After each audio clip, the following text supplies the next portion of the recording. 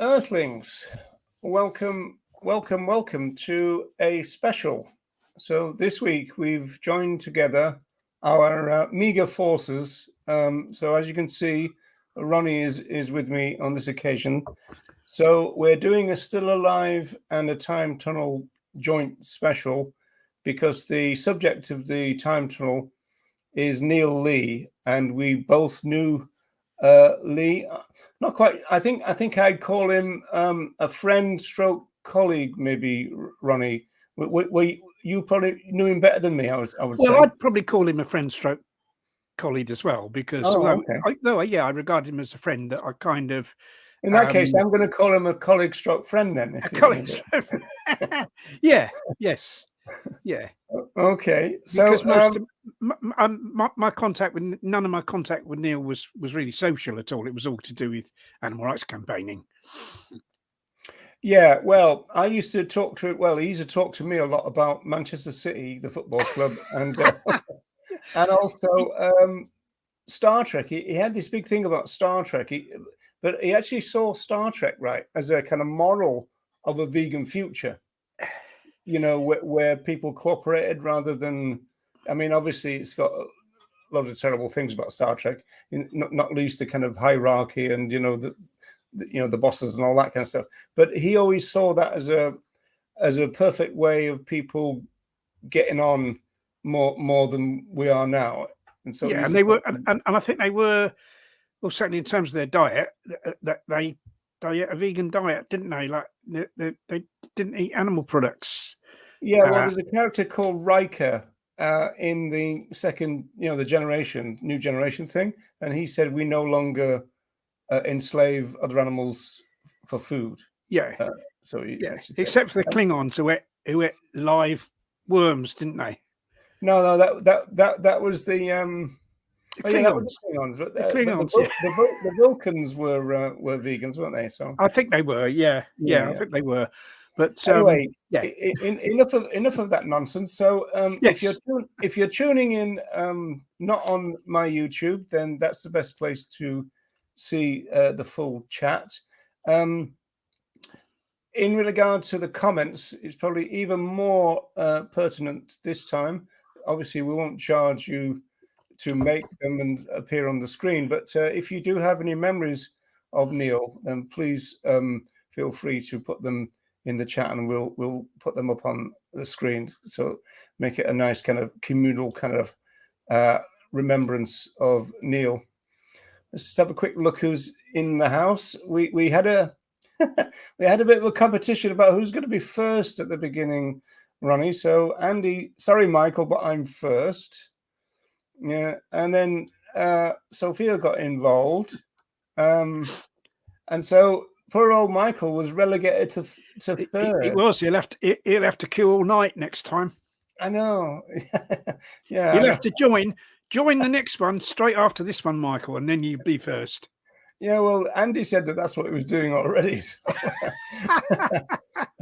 Graham, hello there. We've had a big kind of expose of the Irish dairy industry overnight, and so there's been quite a lot of radio work and everything today, and media stuff going on, and it was very kind of welfare oriented, as you'd imagine. That these things do, don't they?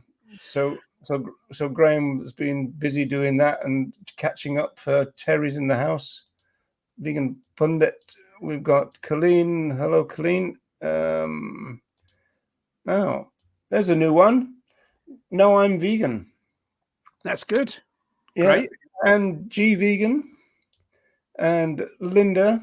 Linda's been doing a lot of spreading around this expose thing that we've been doing. And here's Philip. Hello, Philip, from, as Wendy says on the Right Show, New York. She says. And then Vegan Island Radio. Hello there. That's Alan. Hi, Alan. Yes. Yeah, we've been wondering how you're doing with your editing. I know you've got a lot of work on, but I think we've both got shows pending. I think with Alan, haven't we, Ronnie? Yes. I'm looking forward to seeing mine when Alan was able to kind of put it online. Okay, so welcome then to a joint session. So here we go.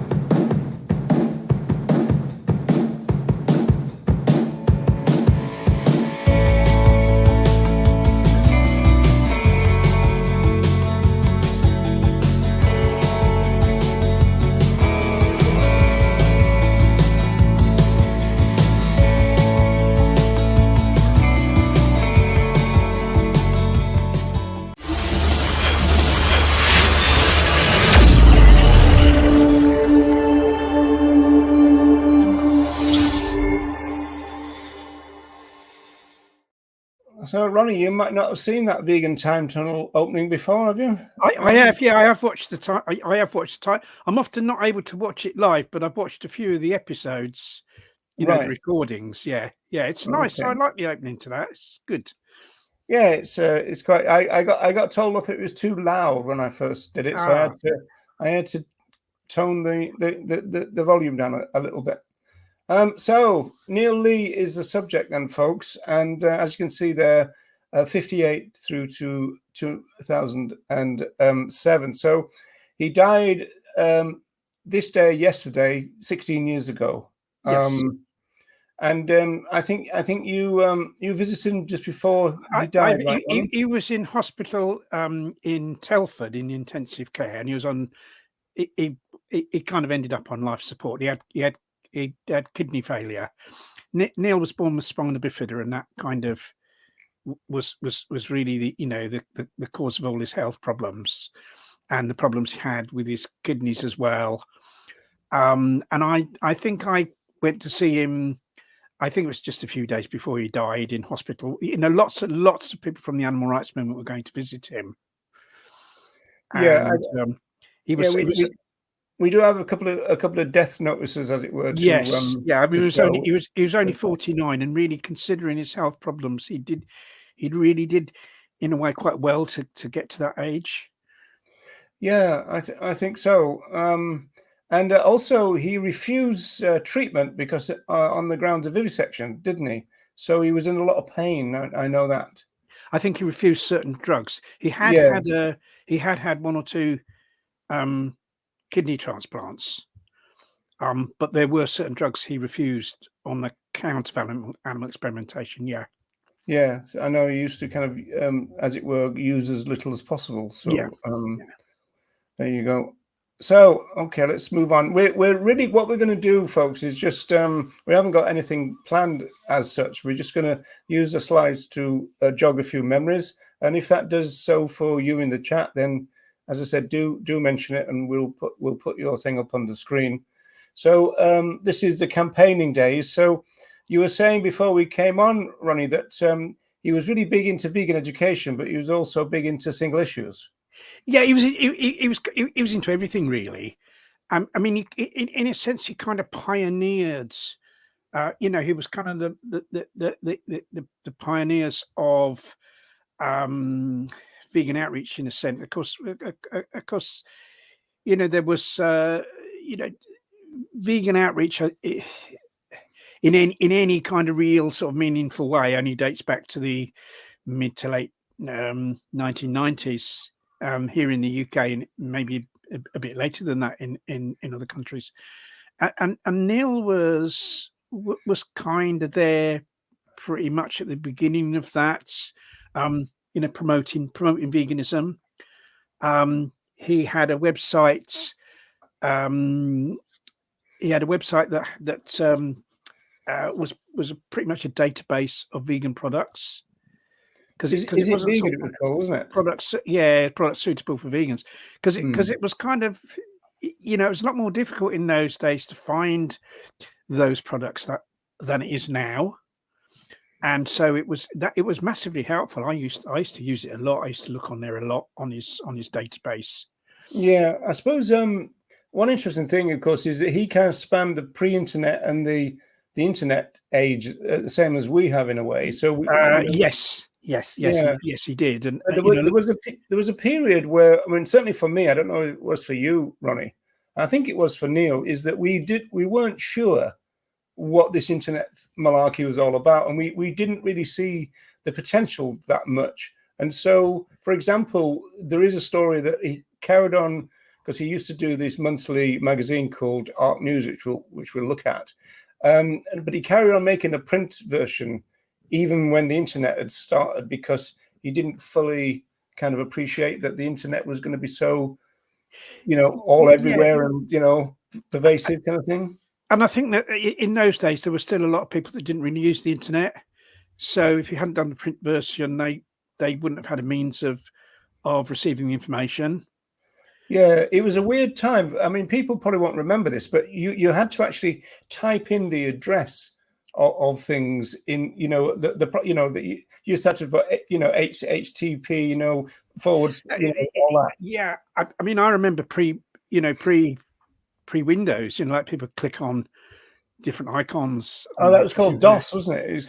And there was something called MS DOS, which was Microsoft. I think DOS stood for Digital Operating System, probably. And basically, it was a command line. You had to type in commands. And make one mistake, and you were screwed. Yeah, right? yeah. To get the computer to kind of do what you wanted to do, it was much more. It was nowhere near as user friendly as the systems we have today. And it's like, and there's far more power these days in a smartphone than what there was in a big computer back then. Oh yeah, well, and also in the module that landed on the moon, which is the kind of thing. Well, yeah, I think that's very true. Well, So it's been true for years. That has. Yeah.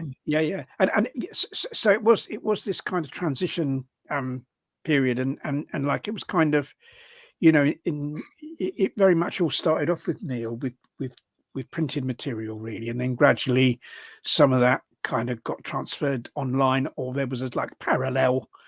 It happened online, sort of parallel to the printed stuff as well. Yeah, well, I remember I had to do a course to learn MS DOS at university when I was at Bangor University, and as soon as we finished the course, Windows came in, and it wasn't. I know. I didn't. When I first, I got used to MS DOS, and I didn't want to use Windows. I said, no, I'm quite happy with this. I've got used to it now. And it took quite a while for me to kind of switch over to Windows. Well, there was another thing as well. There used to be something called WordPerfect, and everybody used it. It was like a version of Word, right? Then it all switched to Word, and nobody wanted to switch, right? Because everybody was used to WordPerfect. Yeah. Anyway, in terms of the pictures, then, folks, the big one, I'm not quite sure the demo, but that's Neil kind of addressing the crowd at some demo. The placards say anything? No. Yeah. No Maybe. More. Do you think that could have been a Shack thing? Possibly Shack was going around that time. There's several different campaigns. Yeah. Neil would have been involved in. And then on the left there, you've got the Boots campaign. And of course, it's interesting, the Boots thing, because do you remember the time when we were on remand together and we heard that the BUAV were paying Boots something like £30,000 in compensation, and yes. your attitude was, well, they should just close down. Yeah, I mean, basically, the history is that the Boots the chemist, people not in kind of in the UK, Boots is the largest chain of chemist shops, pharmacy stores, I suppose you might call them, in the UK. And at one time, they owned a laboratory. It was near, I think it was near Nottingham, wasn't it? Nottingham, yeah. Like in the East Midlands of England, where they did animal experiments. And so there was a big campaign against Boots. And of course, they were an easy target because they had all these stores. There was a Boots store in every town. Yeah. So they came under attack. People used to glue the locks of these stores so they came in the morning, couldn't open them. And they were ever so easy target to. I think people even kind of bought shares and went to their annual general meetings and caused trouble. And that's right. Yeah, it was a real kind of early pressure campaign. They were so easy to target because they had stores everywhere. And what about somebody? I think it was a female activist. Bought an old car, packed it with concrete, and rammed their This was I think what you might be thinking of is a place called Safe Farm. This wasn't. This was once again in Nottingham. So it's the same area of where the boots place, but this was a place called Safe Farm, which was a rabbit breeding establishment. And I can say the woman's name, Sue American, because sadly she passed away many years ago. She was one that organised the operation. They bought an old car. In those days, you could just pay someone 50 quid and buy a car. There wasn't all the paperwork associated. Bought this old car, and they had these reinforced kind of doors leading to the place, and used the car to ram through the doors. And then they went in, rescued a load of rabbits, and took them away in a van. So that's quite Safe exciting. Farm, okay. Right. I was wrong about that. It was Safe Farm. Farm was PHARM. Oh, as in Safe Farm, as in pharmacy. It was that. It's a play on words. So that was not far from the Boots. I don't know whether there's any connection with the Boots lab, but it was that. Hey, Ronnie, here's a joke that only a few people will get. Do you remember that joke about why did the skinhead go to Timothy White's? Because he didn't want to bother Boots. Do you remember that one? I don't actually. I don't remember that one, but I can imagine that was going around the rounds. So what happened eventually? Not many people will get that. Yeah.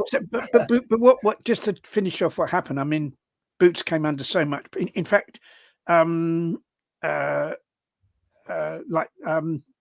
think Louise was arrested for a big raid on the Boots place, and there were 43 people. They tried to get in to the place, and it was to do, I think it was an Animal Liberation League action, where they were after documents, after evidence of the experiments, and they kind of went into the place and they were handing documents over the fence to people, and the police turned up and arrested, and 43 of them ended up being arrested, and I think they were on burglary charges or something, but then it all got dropped because Boots didn't want the embarrassing publicity. And then eventually Boots sold the lab because it was just too much of a pain in the neck for them, for all this stuff that was happening, and they sold the lab. And I don't think animal experimentation takes place there now. I think it's something else entirely. Yeah, I think so. I'm a bit like this, though. Alan's saying I still can't bring myself to go into Boots after all those campaigning years. And the weird thing about it is I use one of those safety razors because I don't like to buy the disposable ones with plastic. But the only place that I've found around Dublin that sells them are Boots. So I always feel terrible going in. Yeah, it's strange because, of course, in reality, they're not. That I know it's not the same. It's just like Alan's saying. And the other place people used to boycott was Halfords. The motor supply place, because that was owned by Boots. I don't know if it still is. So that was. Well, I didn't know that one. Yeah, they did. Yeah, because it was Boots. Okay, that's interesting. If you wanted something for your car, you had to kind of shop around somewhere else because you couldn't go in Halfords. Here's advice from Graham: just be hairy. Yeah, okay. Yeah, just be like me. I mean, I'll just trim mine with scissors and have done with it, But you grew yours to raise. Yeah, I did the tash. It was thing, a sanctuary, wasn't it? That you. Yeah, I did. I've done it for 2 years in a row for the sanctuary. I really dislike it though. But there you go. So this is ARCNews. Let's put it onto this screen here.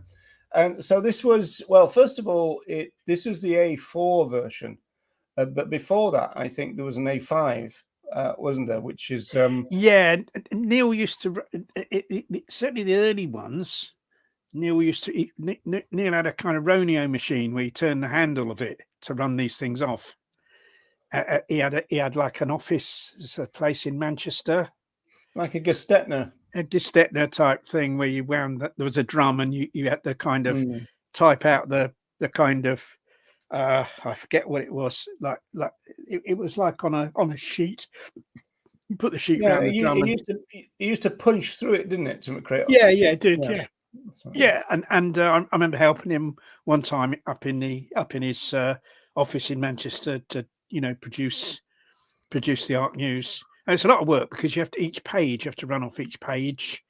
It's sort of one by one. And so it was, it was quite a long process to produce all the copies. And that was after having to kind of lay the whole thing out and get it onto this special. It was like a stencil type thing, wasn't it? That Yeah, it all got right, put yeah. onto. Completely, completely different to what happens these days. But yeah, it was kind of quite a hive of activity there. There were activists coming and going. There was all sorts of stuff going on that was centered on that on the office that he had there. Yeah, so that used to come out every month. Now, It was every the month, yeah. significance of this particular one is that Neil, with some others, launched a campaign against a guinea pig farm called New Church, Mm.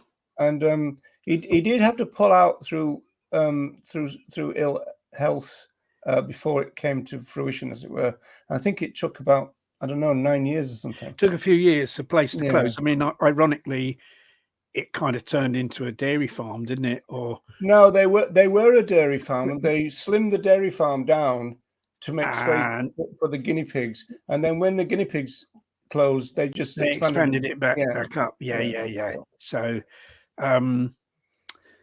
but yeah, and this is often the problem with kind of these single issue campaigns.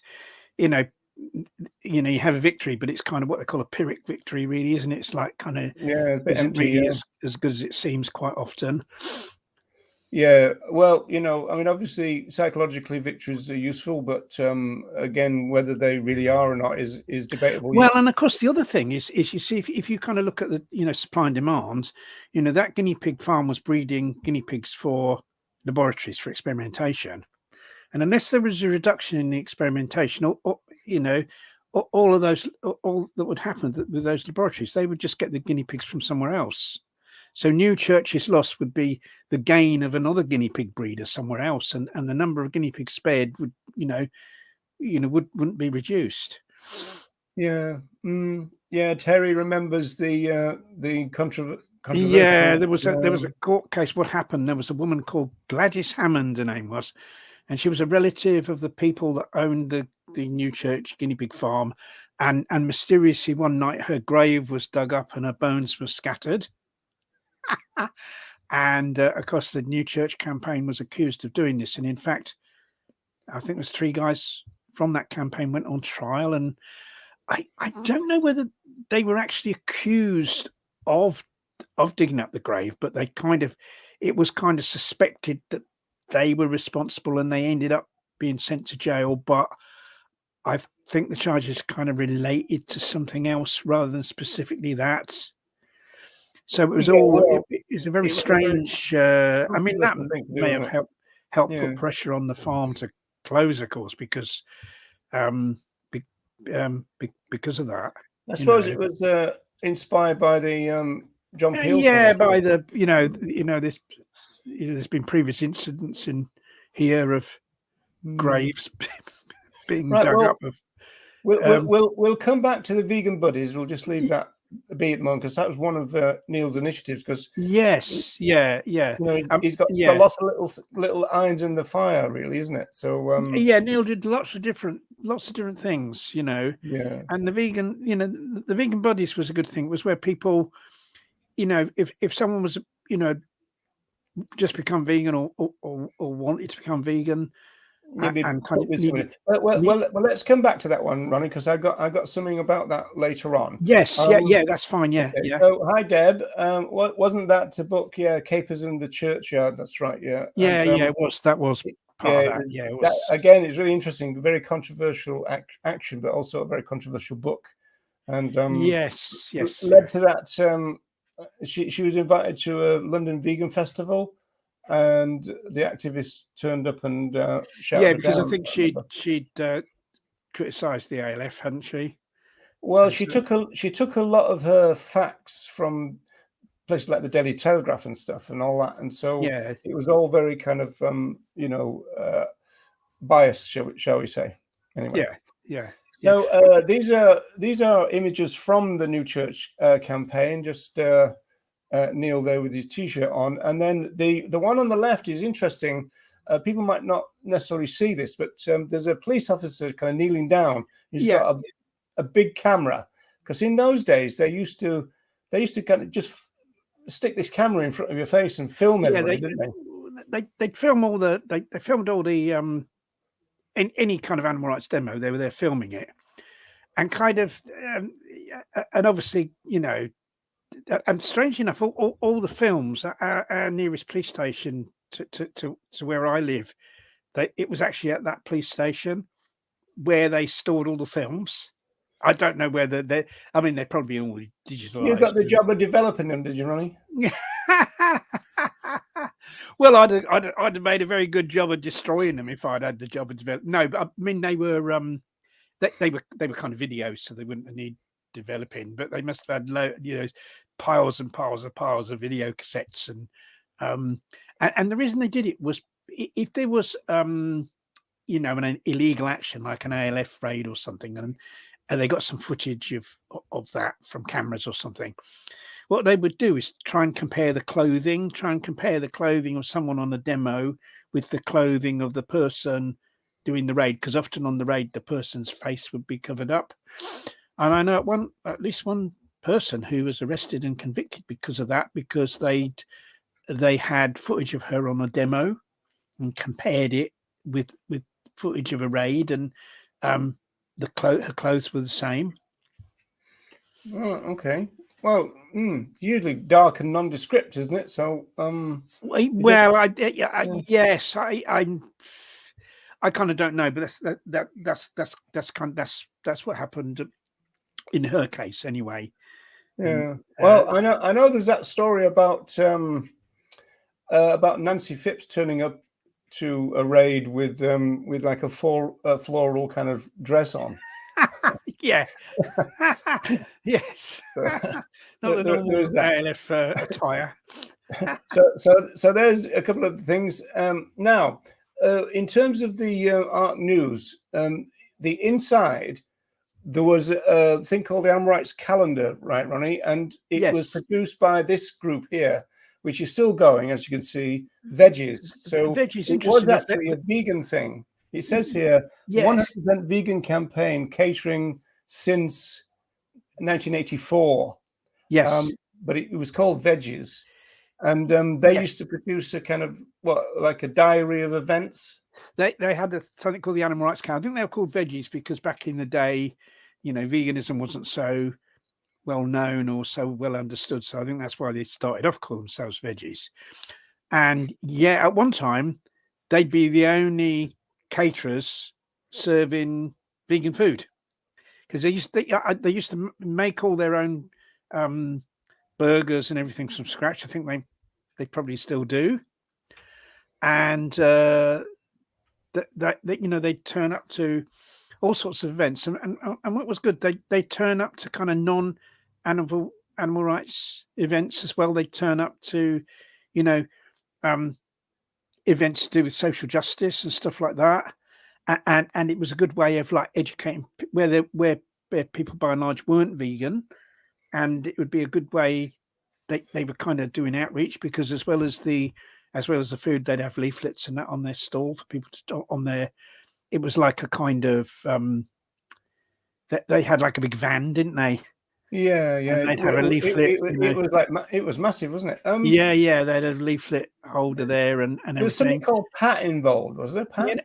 Yeah. It's still going. I think he's Pat from Veggies. I think he's kind of retired from.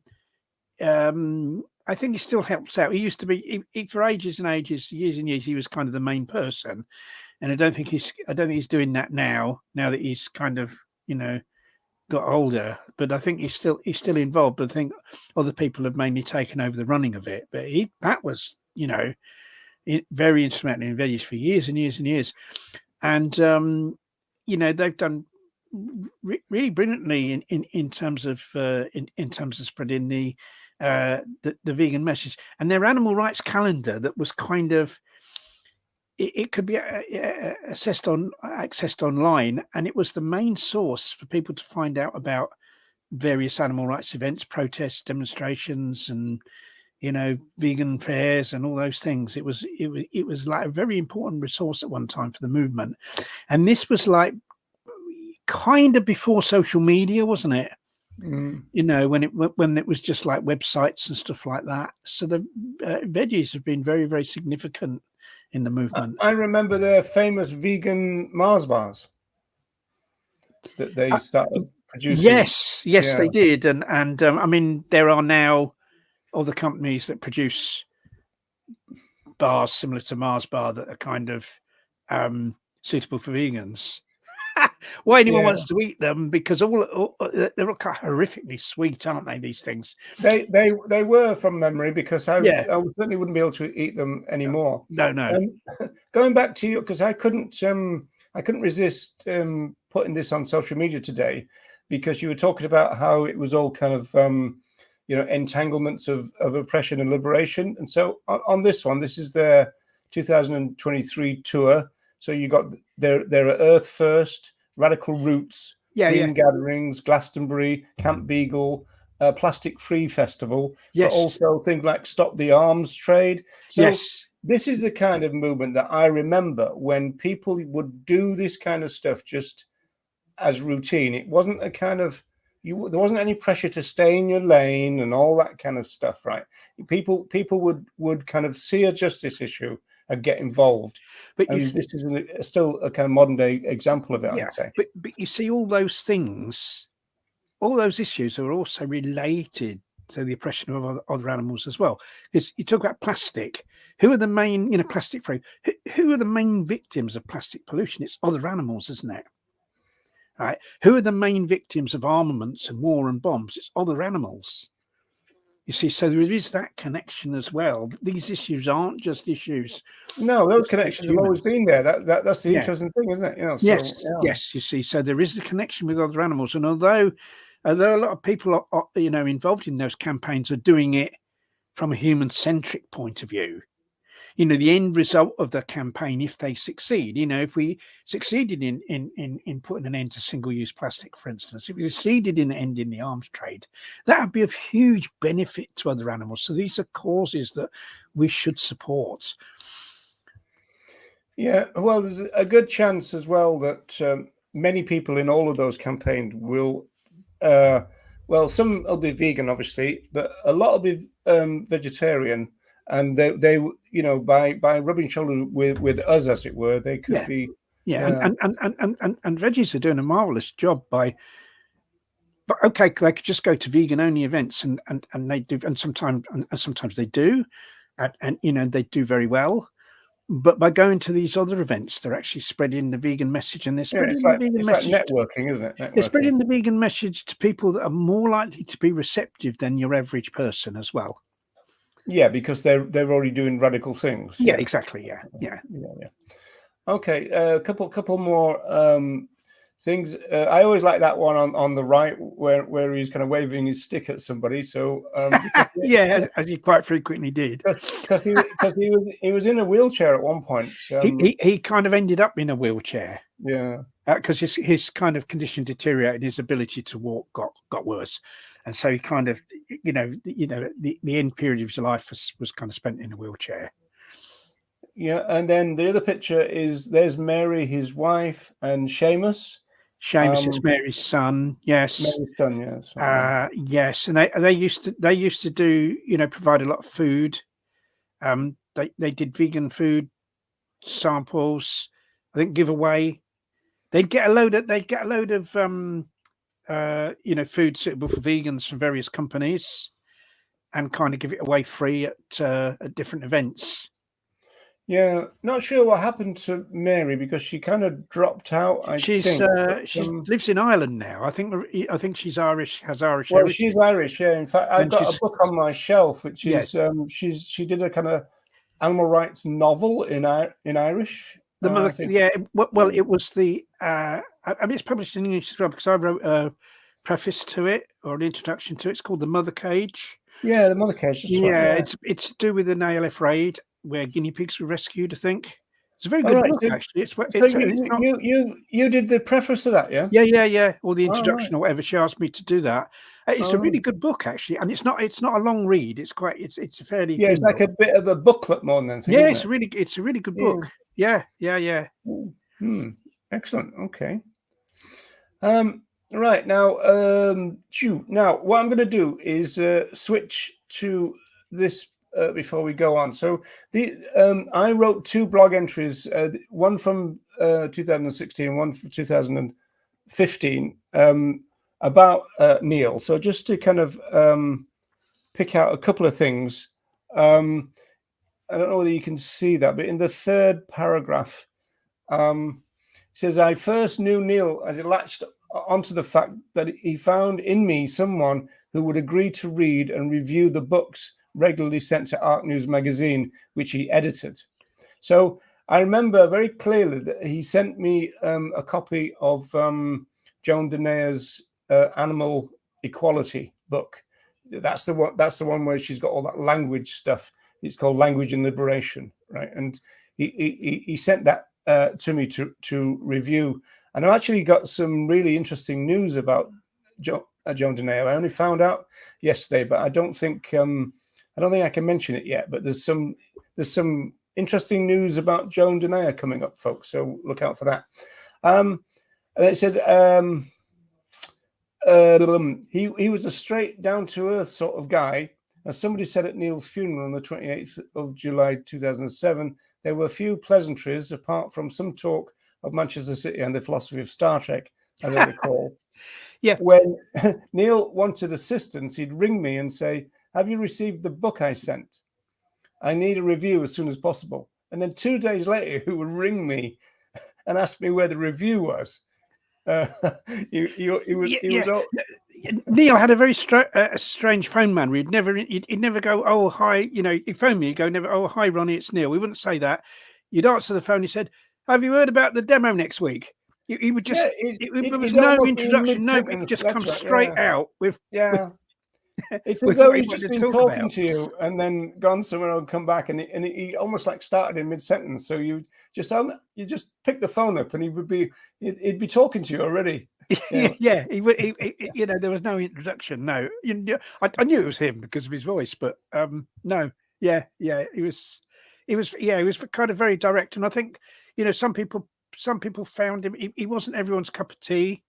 Some people found him rude and abrupt, and kind of didn't like him, for that reason. But I was got on. The next paragraphs kind of alludes to that, really.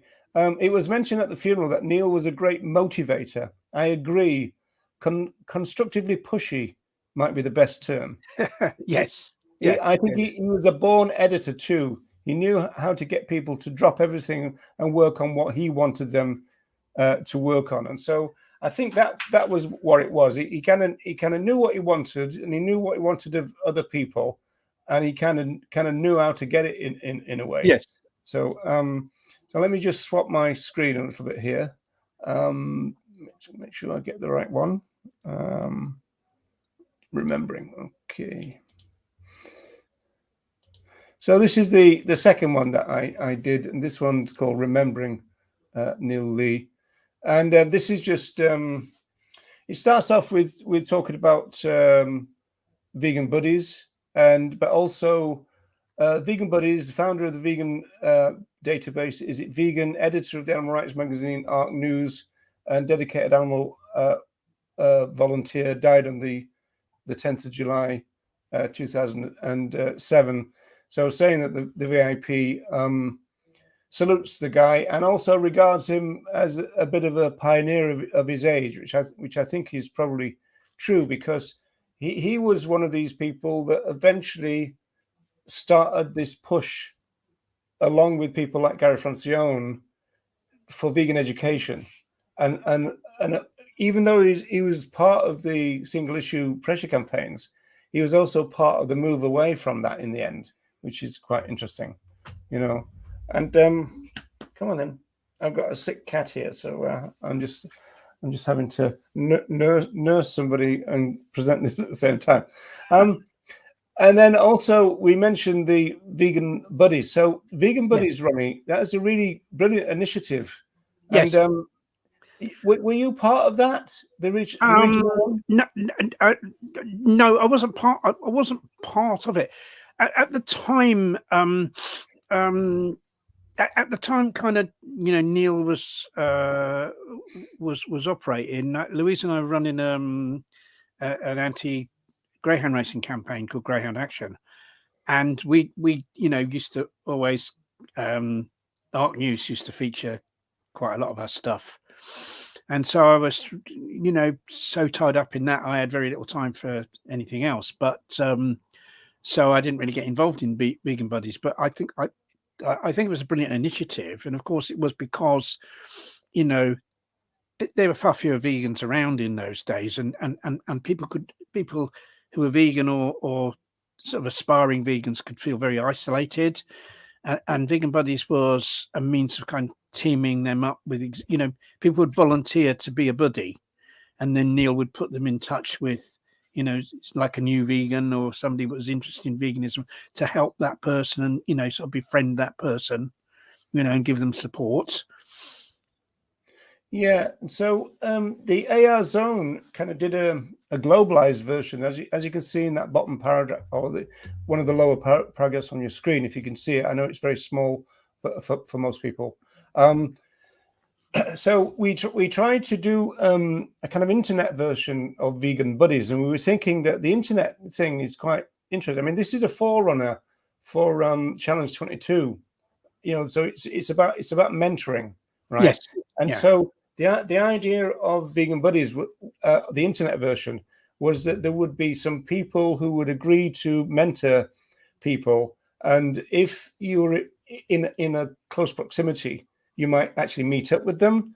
But everybody else who was a mentor was also available to the people who wanted some help. And so that would get around the problem. I mean, for example, you could have a problem with the original version where somebody who's into whole foods might be put with, say, a junk food vegan. So there might be a problem that way. So the internet version was designed to kind of get around that. Yes. Not quite sure whether it ever did really, and it didn't last for too long.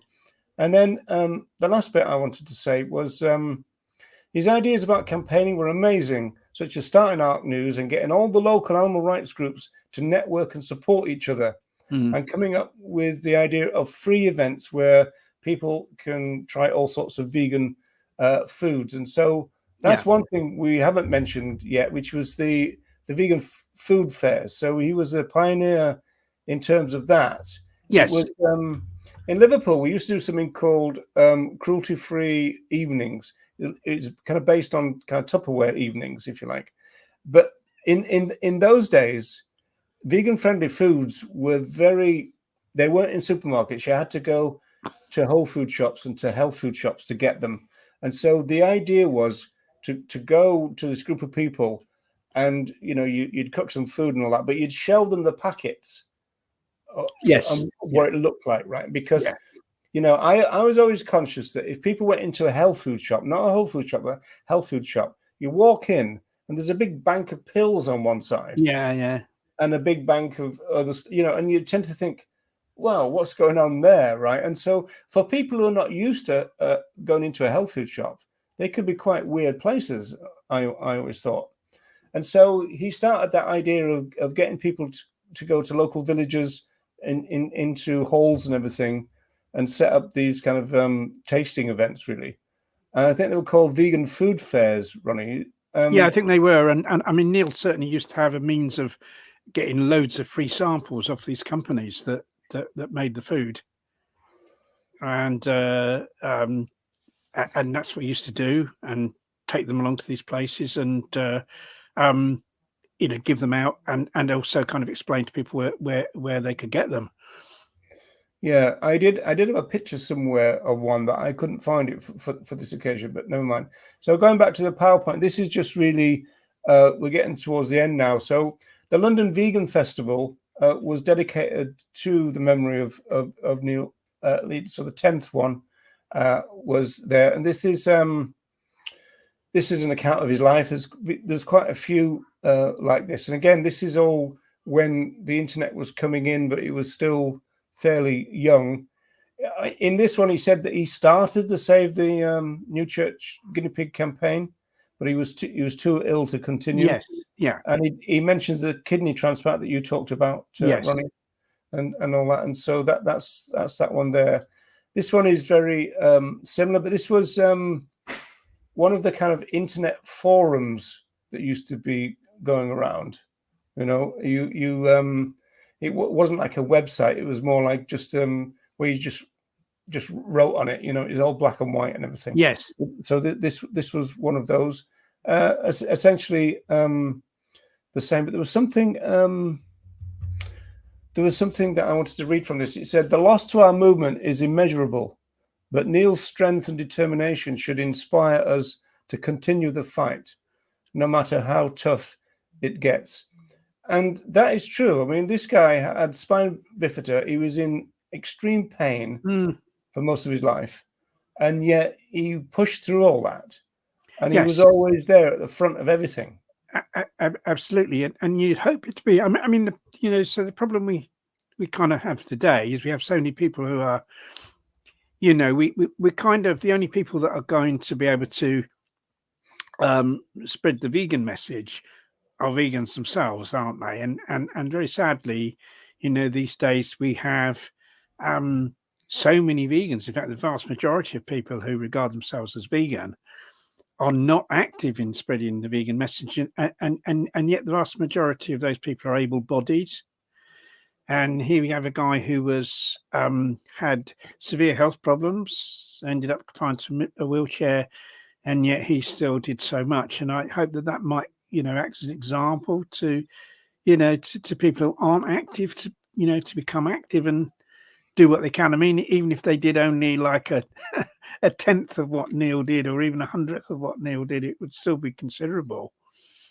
You know, so I think he is an inspiration and should be seen as an inspiration. Absolutely. At the end of this account, it talks about the funeral, and it said, "Feel free to wear animal rights T-shirts as badges," and that. So it was kind of like a celebration. And also, the coffin was a kind of one of those basket ones, you know. It was. It was like a wicker. He was buried under a tree. Yeah. I went to his funeral. There was like a reception at a community centre. It was somewhere up Manchester area. I think it was up in the northwest. And then everyone walked to this kind of sort of woodland area. And Mary gave a speech, didn't she? He was buried. Yes, and I remember it was Keith Mann that dug the grave. Dug his grave. Yeah. I mean, Keith in those days, I mean, you know, he was, you know, as a young chap, he was all there with his muscles all glistening, digging his grave. I remember that one of the songs they played at the funeral was "My Way." It's kind of, you know, wouldn't be my choice for my funeral, but it wouldn't have been the Sid Vicious version, would it? I'm not. No, I don't think it was. I kind of don't think it was. Yeah, it could have been. It could have been. It could have been. I remember. I remember jumping in. We kind of jumped into the side of the grave and just started pulling the earth onto the coffin in the end, because yes. So, I mean, it was. It was. You know, yeah, you know, it was a kind of eco-friendly, you know, burial, really. But that was the same for my mum too. She was in one of those. Yes. And she didn't want a headstone either. No, I don't think Neil had a Neil. I don't think Neil has. And neither did Donald Watson and Dorothy Watson either. So, no, I mean they kind of are a bit of a sort of waste of time, aren't they? I suppose it acts as a kind of focal point, perhaps, but I suppose it's just a question of returning. I mean, I'd just like to be left somewhere for animals to eat me. Really, I don't. We're going to put you on the top of a mountain for the eagles, Ronnie. Yeah, I'd love that. Why not? Yeah, you know, brilliant. No, but unfortunately, I don't think we're allowed to do that, are we? No, but There we You're are. getting complimented on your cat cuddling. Oh yes, Misty. She's gone now. Yeah, she's Yeah. off. Oh, I've got loads of cats to cuddle here. Yeah. Yes. No. Well cuddled cat. She's. So this is yeah. the final one, folks. So this is really just saying the same, that the Northwest Vegan Festival. So there's a few festivals not long after Neil died, which were kind of dedicated to him, really. So I think this one was in Manchester, and then there was ones dotted around, really. Yeah. I And mean, then the only thing we haven't mentioned is what it says at the bottom here, which is real foods. I don't think we mentioned that, did we? yeah, that was another of his kind of vegan initiatives, wasn't it? That's right. And so I think when he was kind of grounded a bit, as it were, and he couldn't move so much, I think they got involved with actually producing vegan friendly foods and stuff. So yeah, yes, I think that was kind of what it was. But yeah, he had a finger in every pie, literally. He kind of did, and a lot of these vegan festivals back in those days were a lot more grassroots. They've kind of become more, certain of now have become kind of, you might call more corporate, haven't they? It's more like a gathering, I suppose. But you had like what happened was a lot of these kind of the vegan festivals back then were organised by the local vegan group, local animal rights groups, weren't they? Yeah. From the particular area where the festival took place, and they're very grassroots, and it was like really cheap to have a stall there, so the sort of grassroots organisations didn't get priced out. And an entry to the entry was either free or it was very cheap, so there was no non-vegans weren't deterred from going along, and also they tended to be kind of very well attended, because often they were the only places where you could experience kind of vegan food, because stuff wasn't available or certain types of vegan food, should I say, like the pies and that kind of thing, because those things weren't available in supermarkets. So that they were a time when, say, you wanted a vegan burger or something, the only place you could get that would be at a vegan fair, because you couldn't get that type of thing in supermarkets unless you kind of made it yourself and from basic ingredients or something, which a lot of people did, of course, and a lot of people kind of did back in those days. Yes. It was burger mix, wasn't it? But I used to we used to eat a lot of sauce mix, but not necessarily burger mix. Sauce mix was like a kind of like a sausage meat, alternative, wasn't it? And it was, yeah. Burger mix was for making your burgers. No, I ate more of the sauce mix, although they were really the first examples of vegan junk food, because they were not healthy. I think they're still going. You can still get sauce mix. I think, and they had their little fat chips in them, didn't they? But after you'd cooked this stuff up and you looked at the pan, there was like this layer of fat at the bottom, and it was kind of hard fat. It wasn't healthy. The early example of vegan junk food, which you could use it to make your hard cheese. It actually goes back. Famous for making. Yeah, you can't. Yeah, make the vegan cheese out of it. Yeah, and it had like a smoky flavour as well if you use that fat. But actually, those products were first produced in the late 60s. The first vegan junk food was produced in the late 60s. Wow. But it was, so it's not new, but that it was very much, that was the only one, wasn't it? Now we've got, loads of different types of vegan junk food now. Yeah, Alan remembers burger mix. Yeah, that was because sauce mix was kind of almost sauce like an orangey colour, wasn't it? This was much darker, wasn't it? Dark, yeah. Sauce mix was similar to the colour of like sausage meat, wasn't it? It was more a pinky colour. Yeah. Yeah, burger mix wasn't.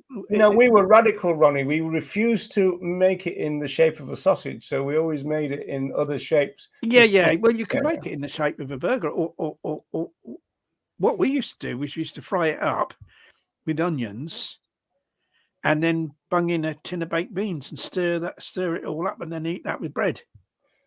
Yeah, that sounds good. We used to use chopped tomato. Was our used to do all tomatoes in it or something. Yeah. Right, people, we're coming to the end then. So, Ronnie, a final word about Neil Lea, I think pioneer of his age. I think one thing kind of we haven't really covered, and I think is really important, and perhaps in some ways the most important thing about Neil, and the most important way in which we can kind of learn from what Neil achieved, and how that could be applied today, was the Animal Rights Coalition, because ARCNews stood for Animal Rights Coalition News, really, didn't it? That was But what they had ARC meetings was. as well, didn't they? That's what ARC. Now, the Animal Rights Coalition. Now, you mentioned, just a little bit earlier about this networking. The networking of, because what you had in those days were independent local animal rights groups. Really in very many towns and cities, throughout the UK, there'd be animal rights groups, and they'd operate under different names. They wouldn't necessarily call themselves animal rights, but they would be in effect animal rights groups that would campaign on a variety of issues. Very, very often these were single issues. I mean, people hadn't really, vegan outreach hadn't hadn't kind of, I suppose, wasn't like it kind of is today. And there'd be a lot of these groups that campaign on single issues, and maybe some of them didn't do a lot of vegan outreach. But basically what happened was Neil started the Animal Rights Coalition, and it was like a way of networking the groups together. So that, I mean, first of all, there was ARCNews, and these local groups would send in information to ARCNews about what they were doing, and he'd print that in a story of ARCNews, so people throughout the country would know what was going on in other areas, and also there'd be these ARC meetings, wouldn't there? The Animal Rights Coalition would hold meetings. And there'd be regional meetings, like there'd be different regions would have these ARC meetings, where the groups from those regions would gather together and would talk about what they were doing locally, and it meant groups could learn from one another. There might be a group in one area that had a campaign that was particularly good, and so another group could learn from that and maybe do something similar themselves. And I remember going to the ones in the Midlands Animal Rights Coalition. They used to very often have their meetings in Coventry, and I used to go along to those. And there'd be groups from sort of all around the Midlands would have representatives there, talking about what they did. And I think veggies would supply food. I don't think veggies were necessarily there themselves, but they'd send food free of charge, to these meetings, and these took place and then I think every year there'd be like a national animal rights coalition gathering where people from all over the country would go to it. So and this was like a grassroots. It was like really like a grassroots federation of groups, and none of these groups were really connected to big national organizations. I mean, you'd have UNSABS groups come along, and obviously they're part of HuntSabs, but that's kind of, HuntSabs is still a very much, I suppose, decentralized organization, isn't it? And so it was kind of, in a sense, I think it's something we need today. I mean, I'd love to see a coalition of local independent vegan outreach groups. Well, there is a certain irony, isn't there? Yeah. That we've got the internet now, which should make that type of coordination easier, but it doesn't seem to be happening. No. I mean, there's been a change, I think, in perhaps in the culture of society, where it's moved more to sort of globalized, either national, global organizations, kind of running things, and people do their actions as part of these globalized organizations. Like, for instance, AV is a global organization. People do Cuba Truth, and it's kind of part of that. you know, and the same with the same with a lot of actions that it's kind of not. These groups aren't independent. You know, I'm not saying that things like the Cuba Truth don't do any good. I'm quite sure there's a lot of people have become vegan because of that. But it's kind of, but I think I think autonomy leads to a lot more action. I think more autonomy would kind of lead to more it's to outreach. do with new ideas and You're sparking not off. on it, you're not isn't it? waiting for someone else to tell you what to do. You organize the stuff yourself, and you're not waiting around to get the call. You say, right, it's up to me to do this, up to me to organize this, up to me to put this on. And there was a lot more of that in those days. The only thing kind of sort of lacking really in those days was the emphasis on vegan outreach. A lot of the stuff was single issue. But if we could have the same sort of structure, the same sort of federation, the same sort of autonomy, the same sort of independence, but with a focus on vegan outreach, I think we'd really, really be going places. So then there is a lot to learn from that. We have a lot to learn from the Animal Rights Coalition, and I'm very grateful, to Neil for kind of giving us that template, really. Yeah, well, indeed. I mean, I agree with that, and thanks for that summary, Ronnie. So we're about to go, folks. So thanks very much for sticking with us. Now, it's not going to quite work the same this time because of the difference of the fact that we're doing a special. But we will be back next week, won't we, Ronnie? We'll be back next week. I think isn't it our news show again next week? I think it is, yeah. It will be. We'll only be back with one proviso, and that is if we are still alive.